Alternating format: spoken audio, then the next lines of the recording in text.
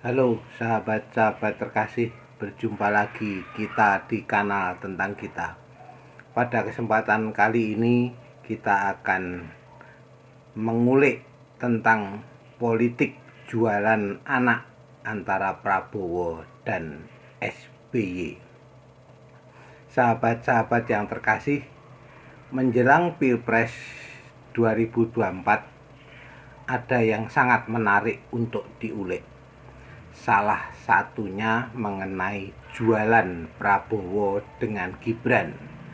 Selain wali kota Solo, ia adalah anak dari Presiden Joko Widodo, presiden yang sedang menjabat. Hal yang berbeda dengan SBY yang menyodorkan kemana-mana anaknya sendiri, AHY. Prabowo sebagai capres abadi harusnya pede dengan keberadaan diri dan kadernya yang militan. Tidak perlu jualan keluarga Jokowi, foto bersama rivalnya di 2 gelaran Pilpres, menggandeng Gibran, pernah juga Ibu Riana, malah menjadi aneh. Toh ia juga punya anak kandung, memiliki juga DNA presiden dari sang kakek Soeharto, presiden 32 tahun. Jauh dengan Jokowi yang hanya 2 periode toh. Sahabat-sahabat yang terkasih, Didit juga moncer kok sampai sekolah dan berkarya di Amrik, plus keturunan besar negeri ini dari pihak bapak dan Sumitro, begawan ekonomi dari ibu Ada Soeharto. Siapa yang tidak kenal, bukan? Komplit sempurna. Bapaknya salah satu jenderal termuda di Angkatan Darat Indonesia. Lah kok lucu, malah jualan Gibran yang anak tukang kayu. Pada pemilu sebelum-sebelumnya dikata-katain tidak karuan, plonga-plongo, anak dan keturunan PKI, Cina dan seterusnya. Kini jadi jualan utama karena bapaknya moncer, anaknya juga populer. Sahabat-sahabat yang terkasih, lain dengan perilaku SBY. Si Pepo jualan anaknya, kemana-mana ia tawarkan. Sayang bahwa Pepo terlalu ambil alih, sehingga potensi dan daya kreatif AHY malah mendelep, nyungsep dan akhirnya tidak jadi apa-apa. Miris sebenarnya, semua anak memiliki kemampuan, potensi, dan bakat masing-masing. Orang tua siapapun itu hanya perlu memberikan kepercayaan, memfasilitasi dengan dukungan dana dan kesempatan saja. Anak yang tanggung jawabnya diambil alih, jangan harap bisa berjuang.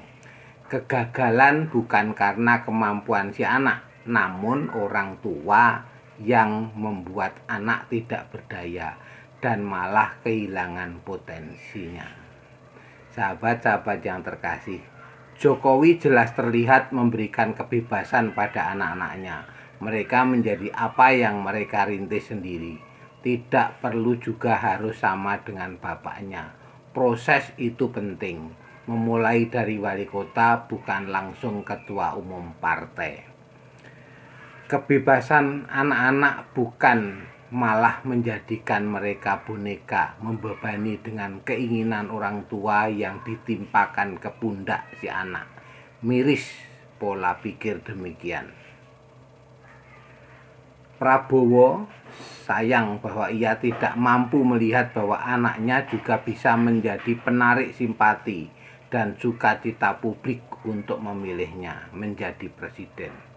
Mengapa harus menjual pihak atau anak orang lain? Sahabat-sahabat yang terkasih, kebanggaan atas anak itu juga sebuah ungkapan syukur. Bagaimana bersyukur itu juga perlu kebijaksanaan. Tidak memaksakan di atas kemampuan. Tidak juga membebankan yang bukan tanggung jawabnya. Sahabat-sahabat yang terkasih, Kualitas kepemimpinan juga terlihat dalam mendidik dan mendampingi anak-anaknya menjadi seperti apa. Jelas bukan? Visi dan pandangan itu juga tercermin dan dari mengelola rumah dan keluarganya. Nah, sekian dulu